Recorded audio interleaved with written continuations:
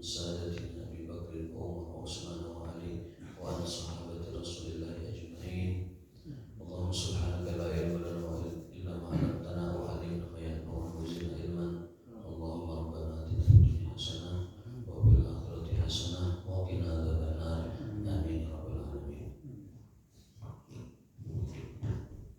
Bapak sekalian jamaah yang dimuliakan oleh Allah Subhanahu wa taala, hari ini insyaallah kita akan membahas tentang Al-Adabul Mufrad.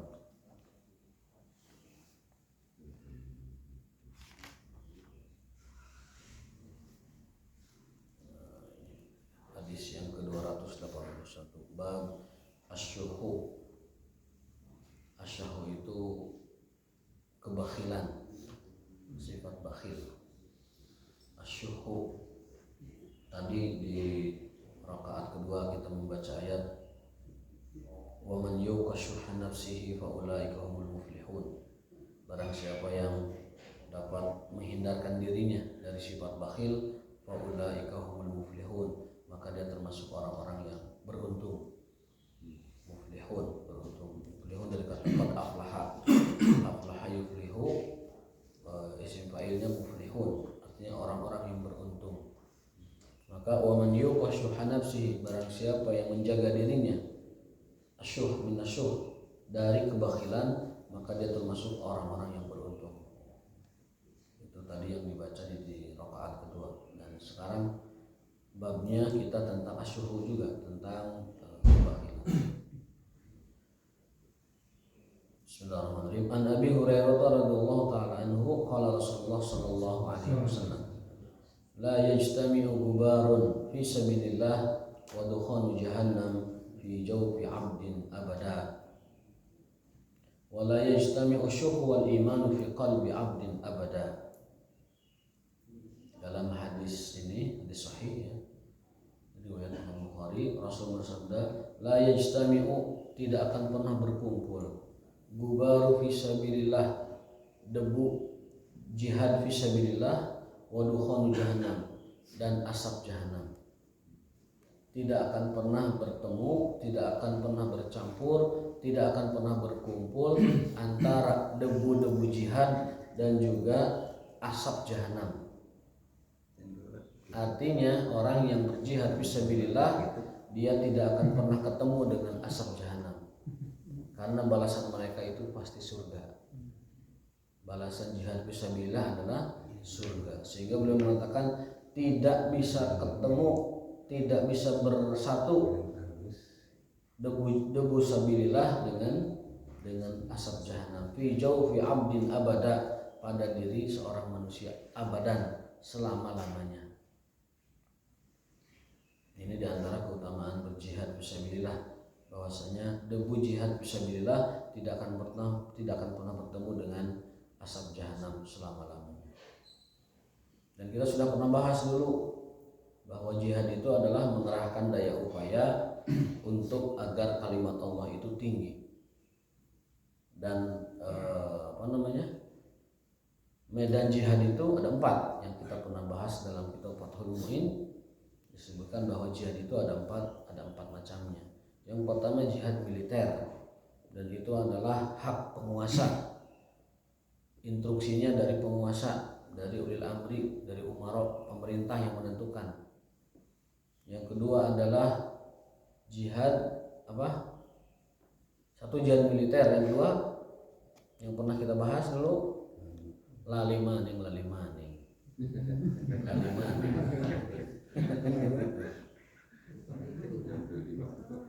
Jihadul ilmi, jihad dibilang pendidikan, jihad ilmu. Jihad ilmu. Seperti kita sekarang ini jihad ilmu. Dapat menurutkan ke hoyong mah ngarengkol deh. Nikmat misalnya. Cuacanya lagi mendukung. Kemudian udah dipijit, udah dibekam dengan itu nikmat sekali. Nikmat sekali. Tapi ini jihad ilmu, memaksakan diri, melawan ngantuk, melawan malas, melawan syahwat hayang ngopi ayeuna. Dilawan. Dan saya nama ayah kopi itu beli gitu. Masing-masing ya, ada kopi. kita lawan sebagai jihad. Namanya jihadul ilmi, jihad ilmu. Yang ketiga adalah jihadus sihah, jihad dalam bidang kesehatan. Para dokter yang ke pedalaman, yang mengurus orang sakit, yang dia juga berisiko mungkin terkena sakit, itu jihad itu. Ancamannya juga nyawa dia. Lalu yang terakhir jihadul mal, jihad ekonomi. Membantu orang yang kelaparan, membantu orang miskin, membantu orang yang nggak bisa menafkahi keluarganya dan lain sebagainya, itu adalah jihadul mal, jihad ekonomi. Jadi ada jihadul qital, jihad militer, ada jihadul ilmi, ada jihadus sihati, ada jihadul mal. Itu makna jihad yang ada dalam agama kita. Jihadul qital, jihad militer itu harus dengan seizin pemerintah. Kecuali ada satu jihad yang tidak mesti izin oleh siapapun, tidak mesti tidak mesti menunggu perintah siapapun. Satu-satunya jihad saat itu adalah menjadi fardu ain saat tempat kita diserbu oleh musuh. Itu jihadnya menjadi fardu ain. Makanya dalam fikih disebutkan hukmul jihadi fardu kifayah. Hukum jihad itu fardu kifayah. Kalau sudah ada yang jihad, beres urusan. Dan syaratnya itu adalah dengan izin penguasa. Penguasa yang menentukan boleh jihad atau tidak. Satu yang pertama. Yang kedua, pemerintah yang menginstruksikan itu kita berjihad. Kecuali tadi kondisi tadi, idza shalal adu, jika musuh sudah menyerbu tempat kita, maka jihad saat itu menjadi fardhon ainian, fardu ain. Di situ tidak perlu lagi izin, di situ tidak perlu lagi banyak pertimbangan. Ketika musuh datang, nyawa kita ancamannya, keluarga kita ancamannya, maka saat itu jihad menjadi fardu ain. Jadi fardu ain. Dan yang kedua, jihad menjadi fardu ain, fardu yang wajib atas individu, bukan lagi fardu kifayah. Itu saat pemerintah memerintahkan kita berjihad. Misalkan pemerintah kita mengumumkan, menyatakan perang dengan siapa misalkan, dan menyuruh warganya untuk gabung dengan prajurit, maka saat itu jihad menjadi wajib. Jihad menjadi wajib. Taruhlah ada musuh datang ke Indonesia, lalu pemerintah mengatakan kita menyatakan perang dengan negara anu, seluruh tentara dan rakyat bergabung melawan musuh. Nah, itu menjadi fardu ain, menjadi wajib. Menjadi wajib ya. Nah, dalam hadis ini bahwasanya tidak akan pernah bertemu debu fisabilillah dengan asap jahanam.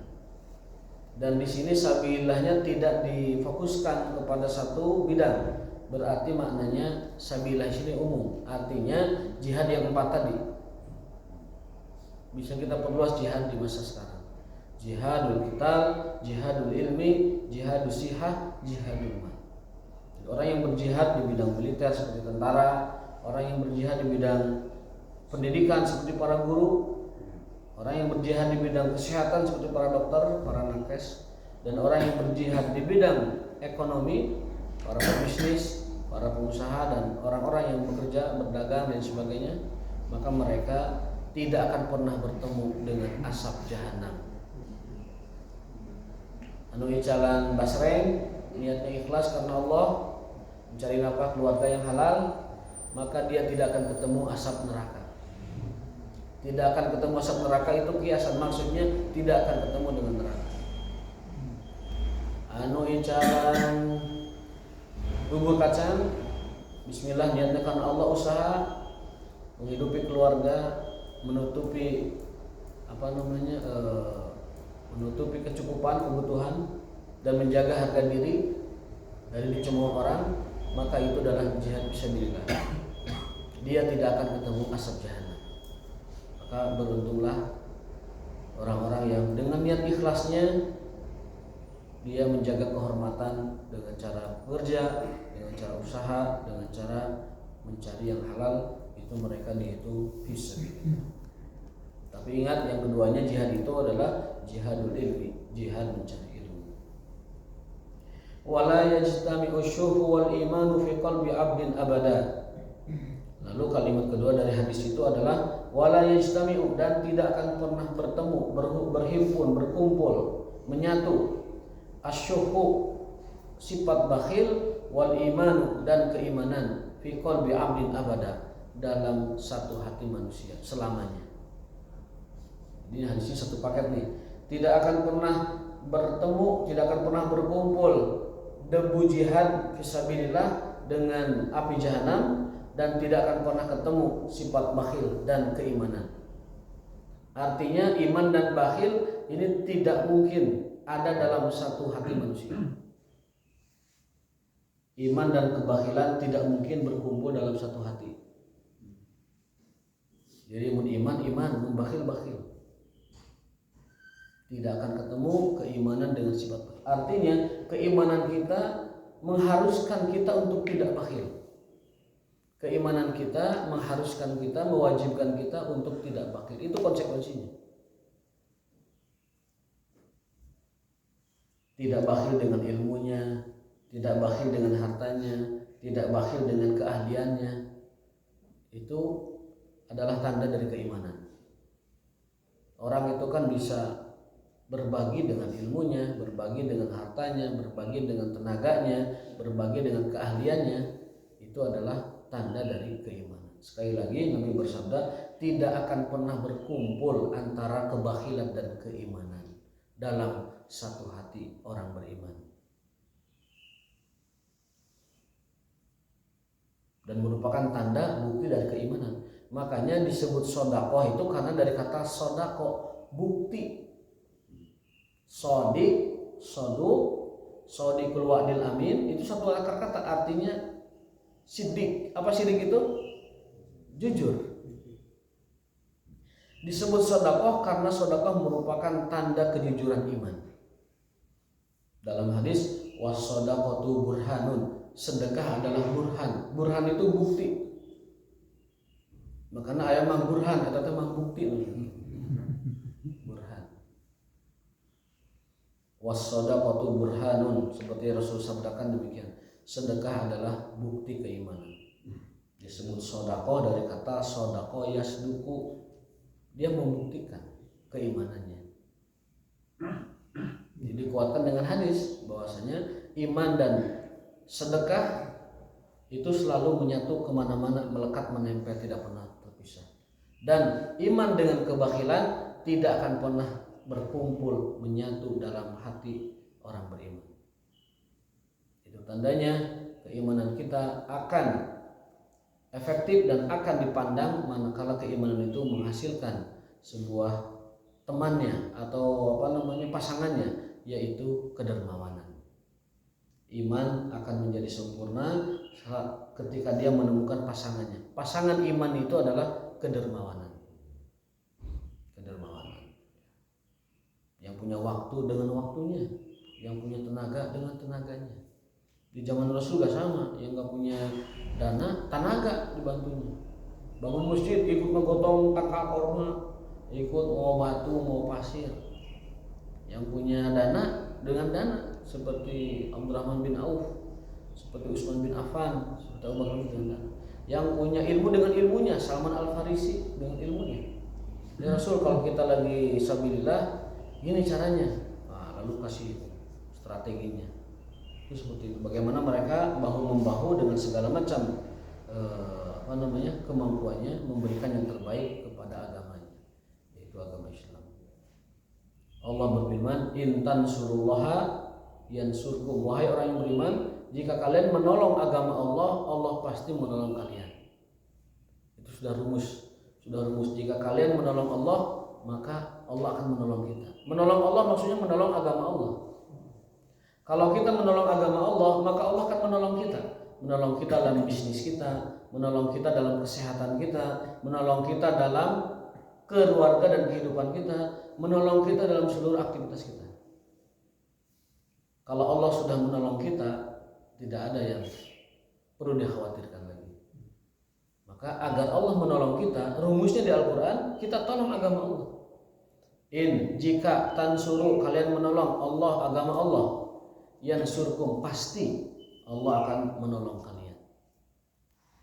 Maka kalau orang itu selalu berjuang membela dan menolong agamanya dengan kemampuan yang dia bisa, baik berdakwah atau mungkin menyukseskan acara keagamaan, dakwah maksudnya, atau mengajarkan ilmu itu kepada orang lain, baik keluarga mungkin yang paling terkecil, maka Allah akan menolong kita.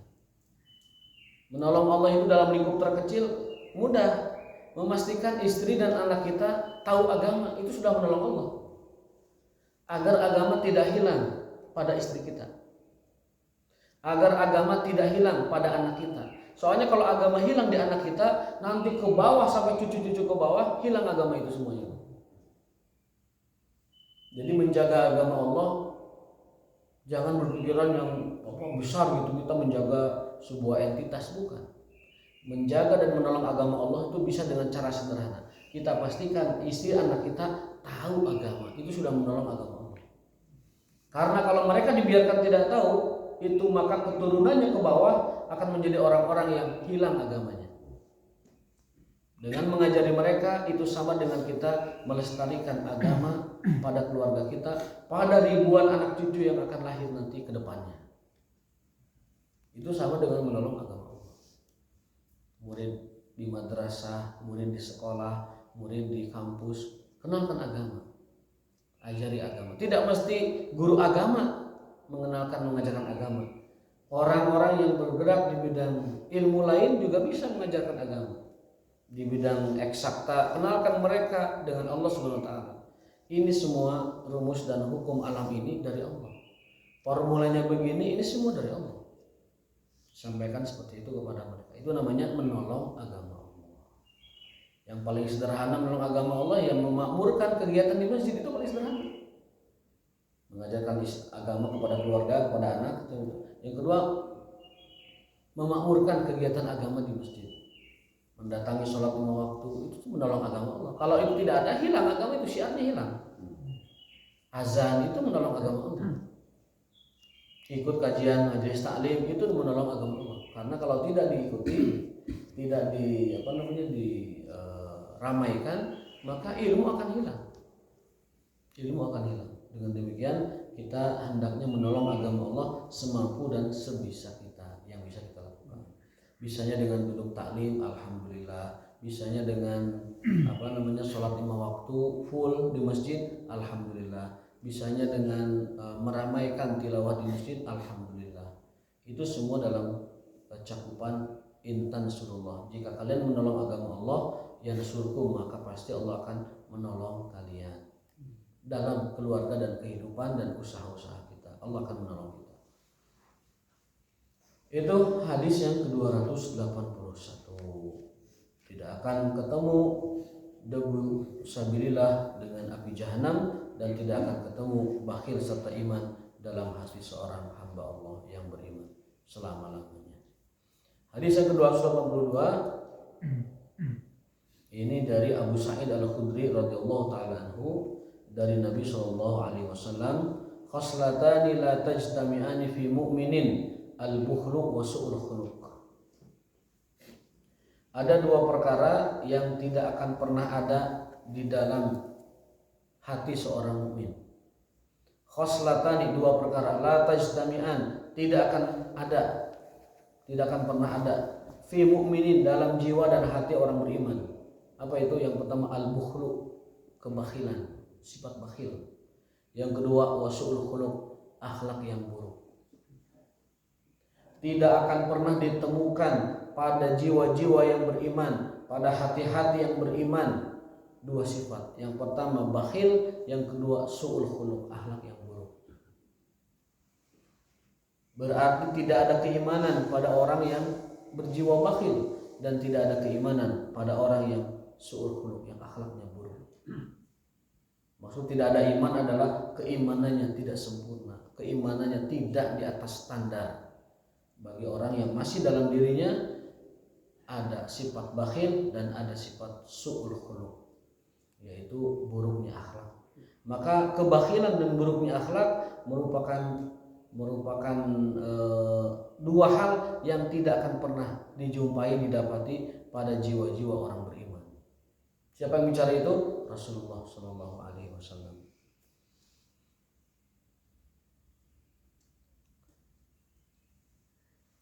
Al-bukhlu wa su'ul khuluq.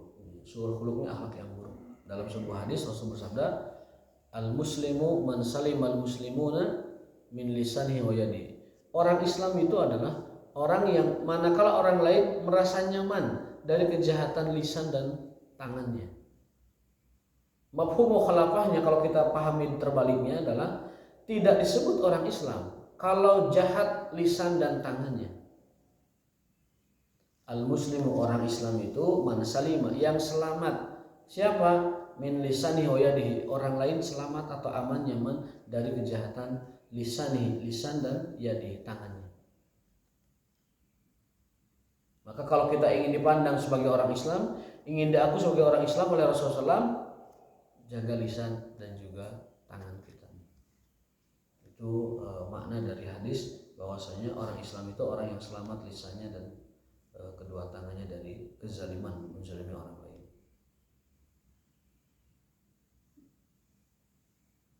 Sekarang tuh dosa-dosa lisan itu udah gak terkendali, Pak. Pagi ada medsos, waduh, luar biasa. Makanya Nabi mengingatkan bahwasanya hal yakubun nas ala wujuhim finnari ila hasaidu alsinatihim, bahwasanya perbuatan yang paling banyak menyeret orang ke neraka itu adalah dosa-dosa lisan. Perbuatan yang paling banyak menyeret orang kepada neraka adalah dosa-dosa lisan. Berbahaya sekali. Sekarang orang dengan mudahnya mengatakan kata binatang, mudahnya mengatakan kata yang menyakitkan, gampang sekarang. Orang zaman dulu mungkin dengan sindiran, kiasan, masih sopan mereka. Orang sekarang sudah lisannya tidak bisa dikendalikan. Dan itulah yang membuat orang itu paling banyak masuk neraka. Kenapa di neraka banyaknya ibu-ibu dan perempuan? Karena perempuan lisannya tidak dijaga. Kan begitu. Rasul bersabda, aku pernah melihat neraka. Kata Rasul, aku pernah melihat neraka. Dan terbanyak penduduknya adalah wanita. Lalu sahabat Nabi bertanya, ya Rasul, kenapa? Apakah mereka beriman kepada Allah? Beriman. Mereka Islam. Mereka ngaji sholat. Jadi begitu. Lalu kenapa masuk neraka? Rasul bersabda, yakfurnal ashir.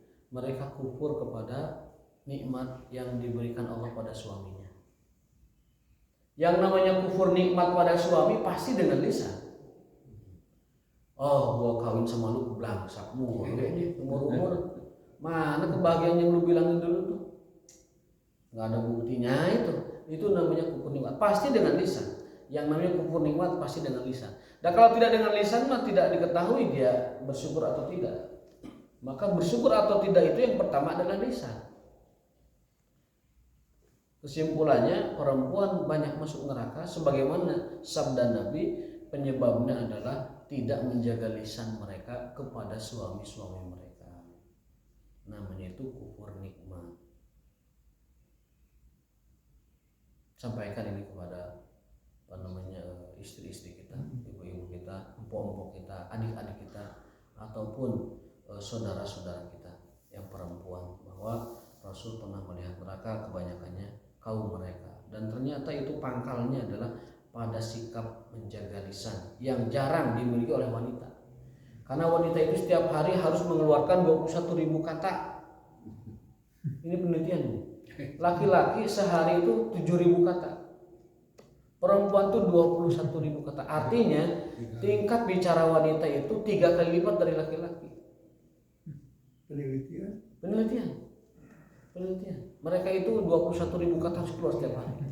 Kita 7.000 kata per hari. Maka supaya 21.000 kata itu tidak keluar mubazir, perbanyaknya zikrullah. Supaya kata itu lidahnya itu capek dengan yang baik gitu. Gimana caranya perempuan itu lidahnya capek dengan hal baik? Karena kalau tidak capek dengan hal yang baik, dia akan capek dengan yang buruk. Ayah yang dicampaikan ke suami, orang nyepeng remote disalahkan, cali ngopi disalahkan, segala lupa. Ayah yang kalau ceting cerekan cara segala rupa apapun tindak tanduk langkah kita sedikit atau banyak itu selalu menjadi bahan bicara perempuan. Ternyata penelitiannya memang begitu, bahwa mereka itu harus mengeluarkan 21.000 kata per hari. Kalau tidak keluar dari lisannya 21.000 kata itu, dia akan pusing, akan stres, karena ada energi yang tidak keluar dari dirinya, yaitu berkata-kata. Makanya mereka paling senang kalau ada suami yang sifatnya mendengarkan, sifatnya mau mendengar, walaupun itu berjam-jam. Maka kenapa Rasul pernah bersabda, ada 3 perbuatan yang kalaupun orang itu memubazirkan waktu dihitung ibadah. Ada kan pernah dibahas waktu itu. Ada 3 hal, kalaupun orang seharian semalaman itu dia ngegawe eta hungkul, hanya keselang sholat, gawe eta lagi, itu nilainya ibadah. 3 perbuatan orang itu meskipun dia habisin waktu mubazir, tapi dinilai ibadah. Yang pertama apa? Yang pertama adalah melayani istri, mendengarkan ceritanya, mendengarkan curhatnya, ngajak main kemana, itu boleh ngabisin waktu gitu itu. Kata siapa? Kata Nabi SAW. Yang kedua, melatih kuda. Mau semalaman, mau seharian silakan melatih kuda, karena kuda itu ada kebaikan yang nanti diharapkan dapat membantu saat jihad fisabilillah. Yang ketiga, berlatih panah, karena suatu saat itu diharapkan dapat membantu perjuangan agama saat nanti jihad itu ada. Maka 3 hal ini Rasul mengatakan orang boleh ngabisin waktu habis-habisan bebeakan untuk 3 hal ini. Mubazir waktu nggak apa-apa, ibadah jadi. 1, nemenin istri. Kenapa Rasul nyebut nemenin istri? Ya tadi, karena ada 21.000 kata yang harus didengarkan oleh suaminya. Ya mama, enggak mama. Ya mohon. Enggak. Gitu kan. So galak-galaknya Jagger suami gitu. Kalau udah istri yang bilang oh mangga. Itu, maka mereka tuh dijulukinya ibu Kapolda. Karena itu tidak bisa dicegah. Nah, penelitian tadi tentunya menjadi bahan ya, bahwasanya apa yang disampaikan oleh Rasul itu benar adanya, bahwa suami itu boleh ngabisin waktu yang dia punya, bahkan mubazir waktunya nggak apa-apa demi istri, maksudnya melayani istri, pembicaraannya, main, kemudian kemana lah segala macam istri. Yang kedua adalah melatih kuda, yang ketiga adalah melatih berpanah, boleh kita ngabisin waktu. Dan hadis yang kedua tadi bahwa kebanyakan penghuni neraka adalah wanita, itu juga karena lisannya, karena mereka tidak kuat menahan lidahnya, itu harus berkata-kata. Kalau tidak yang baik dengan zikir, pasti yang buruk jatuhnya, karena nggak ada selain 2 pilihan itu. Kalau tidak berkata yang baik, maka dia pasti berkata yang buruk. Bagi para ibu-ibu, mendingan dihabisin 21.000 katanya dengan zikrullah. Subhanallah bihamdi 100 pagi ya. La ilaha illallah syarikalah 100 pagi. Allahumma sholli ala Muhammad 100 pagi. Astagfirullah 100 pagi. Nanti sore juga sama seperti itu. Itu energinya habis. Energi bicaranya habis dengan zikir. Jadi selamat ya. Nah, itu berkenaan dengan 2 hal yang tidak akan pernah ada dalam jiwa seorang beriman. Yang pertama adalah bakhil, yang kedua akhlak yang buruk. Akhlak yang buruk itu yang paling kita fokuskan lisan. Wailul likulli humazatil lumazah, sungguh celaka orang yang menghina orang lain dengan isyarat mata dan lisannya. Kalau isyarat mata saja diancam neraka, apalagi lisan, coba bayangkan. Hari pusat matanya itu. Badan nggak bergerak tapi mata mengisyaratkan, itu dosa. Kalau isyarat mata aja dosa, gimana dengan lisan? Lisan aja berdosa, gimana dengan tangan? Maka surat Al-Humazah ini kata para ulama pondasi kemasyarakatan dalam Islam. Surat Al-Humazah itu pondasi masyarakat Islam. Selain surat wal asri. Karena umat yang dijaga dari isyarat mata yang membuat orang tidak nyaman aja dilarang, apalagi isyarat lisan, apalagi verbal, bahasa tubuh dan lain sebagainya. Kalau masyarakat mempraktekkan pesan-pesan ayat ini, dia akan menjadi masyarakat yang luar biasa akhlaknya. Sampai dengan meremehkan orang dengan mata aja nggak boleh, apalagi dengan lisan, apalagi dengan perbuatan. Ada suatu hadis pernah kita bahas di sini. Kalau kita punya tetangga buruk, lisannya buruk, punya tetangga nih. Apa kata Nabi? Udah, kamu keluarkan barangmu semua keluar rumah itu. Ya kan, waktu itu pernah bahas kan. Kemudian nanti orang-orang pada lewat, dinanyakan ke kita, Kang kunaon eta bade pindahan atau kumaha barang keluar sadayana? Henteu, ieu tetangga abi goreng pisan semutna. Jelek banget bicaranya tetangga saya, menyakiti saya terus. Sampaikan begitu. Sampai akhirnya si keluarga itu minta maaf, yang tetangga itu minta maaf dan tidak akan mengulangi lagi. Kapan terjadi? Itu pesan Rasul SAW zaman itu. Jadi ada seorang, dia merasa tersakiti oleh lisan tetangganya, ngadu ke Rasul, ya Rasulullah tetangga saya begini-gini. Apa kata Nabi? Keluarkan barangmu semua. Biar orang sekampung tahu dan bertanya kenapa kamu barangnya di luar, kayak mau pindah. Apa jawabnya? Bilang saja, tetanggamu menyakitimu. Tetanggamu tidak baik sama kamu. Nanti dia malu sendiri. Dan karena malu sendiri minta maaf itu. Sampai digitukan oleh Nabi, tetangga yang tidak menjaga lisannya. Nah sekarang kalau kita punya tetangga tidak baik lisannya, keluarkan barang saya, tapi dijaga bisa mau. Dijaga kulkas, mesin cuci, lemari, keluarga saya. Dan kayak sakomplek naros Pak kunaon ini dikeluarkan pada pengalih Pak. Ente ieu mah ieu gue tetanggi ya tidak menjaga akhlaknya, tidak menjaga lisannya supaya dia bertobat tidak mengulanginya. Nah, itu hadis yang ke-282. Adapun hadis yang ke-283 ini dari Abdullah bin Rabi'ah. Beliau menceritakan kunna julusan inda Abdullah. Kami dulu berduduk-duduk dengan Abdullah. Duduk dengan Abdullah, bermajelis ya. Fadzakaru rajulan, lalu mereka menceritakan ada seorang laki-laki pria. Fadzakaru min khuluqi, dan menyebutkan akhlaknya.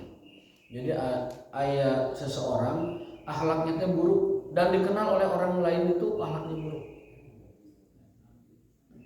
Lalu di majelis itu ceritakan. Maka ini menjadi dalil juga, orang yang memang dikenal mu'lanal fasik atau mu'lana su'il khuluq itu boleh digibahkan. Orang yang memang dikenal buruk akhlaknya, semua orang kenal, itu boleh menjadi bahan ceritaan orang. Itu dalam bahasa fikihnya namanya mu'lanal fasik atau mu'lanal fiski. Kefasikannya tuh udah dikenal orang gitu. Seperti pejabat kita ngomongin keburukan pejabat kalau memang ada, itu bukan ghibah. TV menceritakan korupsinya si A misalnya, atau misalkan media menceritakan pidana pelanggaran ataupun kriminalitas si B yang memang dikenal dia itu buruk akhlaknya, boleh. Tidak termasuk ghibah, tidak termasuk menggunjing. Yang nggak boleh mah kehidupan pribadi seseorang diinfotainmentkan, itu nggak boleh. Seperti mohon maaf kehidupan pribadi artis dicari-cari disorot begitu, ataupun kehidupan tokoh publik tapi yang pribadinya itu nggak boleh. Itu namanya ghibah. Mengobrolkannya termasuk ghibah, menggunjingkannya termasuk ghibah. Yang dosanya berat, harus minta maaf kepada yang bersangkutan. Kalau tidak berarti kita seperti makan bangkai saudara kita sendiri.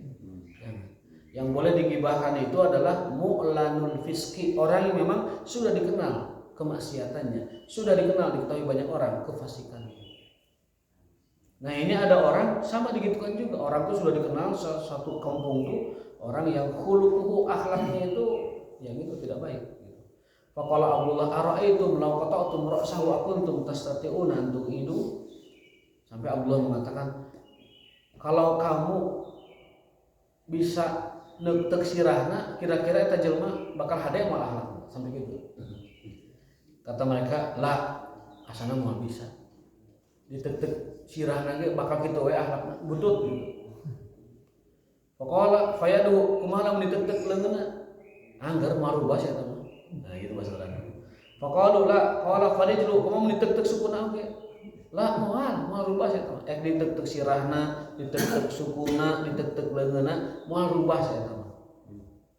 Qala fa innakum la tastati'una an tughayyiru khuluquhu hatta tughayyiru khalqahu. Kata beliau, kalian tidak akan sanggup merubah akhlak dia sebelum kamu merubah khalqahu, sebelum kamu merubah takdir penciptaan dia. Jadi akhlak buruk itu takdir juga. Kenapa? Karena ketika manusia di dalam rahim, Allah memerintahkan malaikat untuk meniup ruh di hari ke-120 kan gitu hadisnya.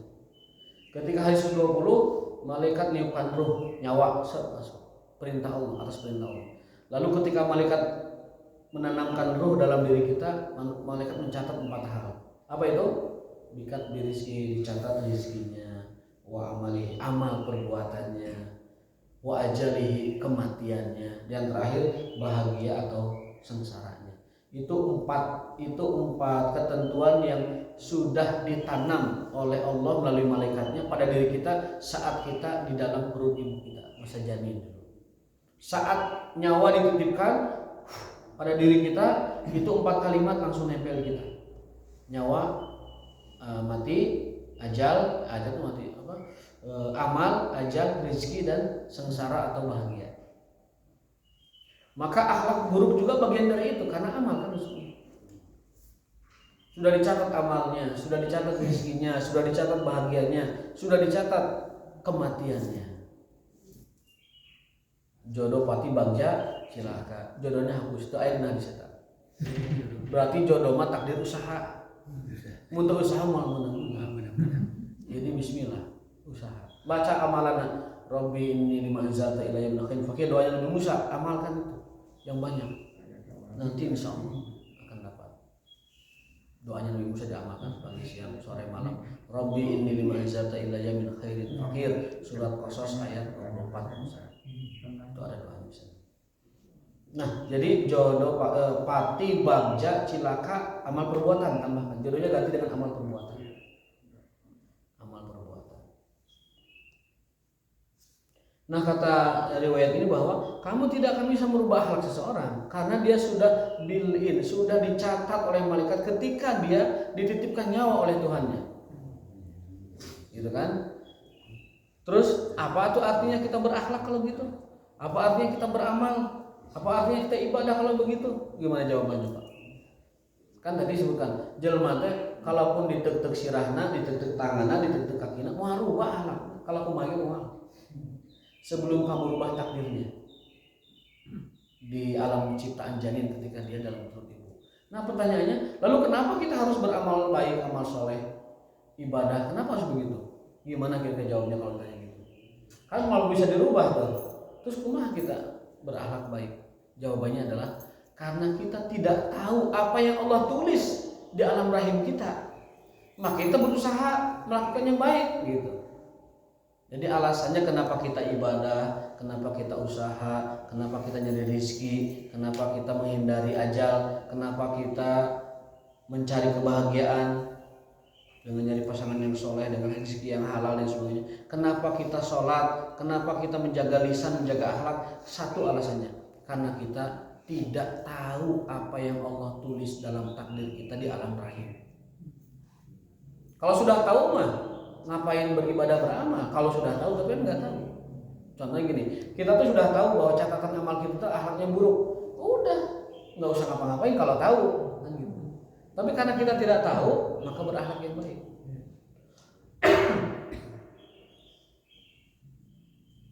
Dari selama ini, Bismillah.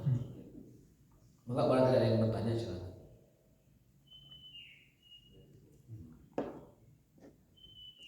Tapi tanya orang tamatkan sedikit. Fa innakum la tastati'una an tughayyiru khuluquhu. Kalian tidak akan bisa merubah akhlak seseorang sampai kalian merubah takdir ciptaannya. Jadi maksudnya teh mun arek ngarubah jelema, kali itu ka pabrikna gitu. Kali itu ka pabrikna, ka rahim indungna, nah, rubah catatan ininya. Tapi tidak mau bisa. Malaikat harus ditulis. Nomor rangka mesin itu dicetak nah. Mobil motor teh mah nomor rangka dan nomor mesin teh kodenya terus dicetak. Mun erek ngarubah nomor eta kena ka pabrikna, dilebur deui meusina. Kemudian dicetak deui, tapi itu mustahil. Maka yang bisa dilakukan adalah berusaha menjaga akhlak baik seraya berdoa, ya Allah istiqomahkan saya dalam akhlak baik ini. Karena akhlak baik tidak baiknya terus di pabrikna tuh gitu Pak. Terus di pabrikna masalah namanya. Kemudian beliau membacakan sebuah hadis, mengutip sebuah riwayat bahwasanya inna nutfata, sesungguhnya air mani latas takiru saat dia menetap fi rahim, di dalam rahim arba'ina lailah 40 malam, sumatan hadiru daman, kemudian dia menjadi darah, sumatakunu alaqatan menjadi gumpalan, sumatakunu mudghah menjadi segumpal daging, sumaya basu malakan, lalu Allah mengutus malaikat meniupkan ruh, fayak tubuh, dan malaikat itu menulis rizkinya, amalnya, maksudnya akhlaknya, lalu bahagia dan sengsaranya, kemudian kematiannya. Nah seperti itu. Jadi inti nama orang memang mau bisa merubah akhlak batur, tapi usaha mah perlu, karena kita tidak tahu apa takdir orang itu yang Allah catatkan padanya. Seperti misalkan ulama, ustadz, ajangan, kiai atau guru menyampaikan hadis, menyampaikan ilmu, sebenarnya mah nggak bisa merubah apapun, karena sudah ada di pabriknya masing-masing kita. Tos aya nomor rangka mesinnya masing-masing. Tapi karena kita tidak tahu nomor rangka sabaraha dan apa ketentuannya, kita berusaha dengan majelis taklim, dengan mendengarkan hadis, mendengarkan penjelasan ayat Quran. Satu, nilainya ibadah, berkah bagi kita. Yang kedua, mudah-mudahan ada perbaikan dalam diri kita. Karena Nabi Musa pernah ditanya, wahai Musa, kunaon sih kamu ini mau berdakwah, apa sih alasannya? Ngapain berdakwah gitu? Apa jawaban Nabi Musa? Ma'ziratan ila rabbikum wa la'allahum yarsyudun. Yang pertama, ibadah ke Allah. Abi mah niatnya ibadah ke Allah sebagai alasan untuk Allah. Hujah. Yang kedua, mudah-mudahan kalian berubah.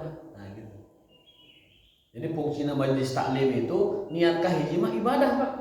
Ibadah, mudah-mudahan calina orang jantan ibadah barokah kangge kehidupan orang. Amin. Anu kahiji, anu kaduana nya mudah-mudahan wae aya perubahan gitu. Jadi nomor 2 tah hasil perubahan nomor 2, nu kahiji mah ibadah. Jadi maksudnya jangan sampai berkecil hati, kayaknya kita taklim enggak rubah-rubah nih sifat. Jangan kecil hati, da takliman ya tuh kahiji ibadah. Anu kaduana baru mudah-mudahan aya perubahan. Jadi niat pertamanya ibadah barokah supaya kita mendapatkan pahala. Yang kedua mudah-mudahan berubah. Berdasarkan dalam Al-Qur'an Karim, ma'ziratan ila rabbikum wa la'allahum yarshudun. Satu adalah ibadah kepada Allah niatnya, yang kedua adalah mudah-mudahan ada perubahan. Sekali lagi, taklim kita insyaallah menjadi hujah kita, menjadi bukti dan saksi kita bahwa kita pernah memperjuangkan agamanya, bahwa kita pernah menuntut ilmu agamanya. Mudah-mudahan man salaka thariqan, barang siapa yang berjalan menuju ilmu, sahalallahu lahu bihi thariqan ila jannah, maka Allah akan mudahkan jalannya ke surga. Amin ya rabbal alamin. Wa ma taufiqun illa billah, wallahu ta'ala bis-shawab, wallahu ta'ala bi muradihi, wa ma taufiqun illa subhanallahi wa bihamdika, asyhadu an la ilaha illa anta, astaghfiruka wa atubu ilaik. Assalamualaikum warahmatullahi wabarakatuh.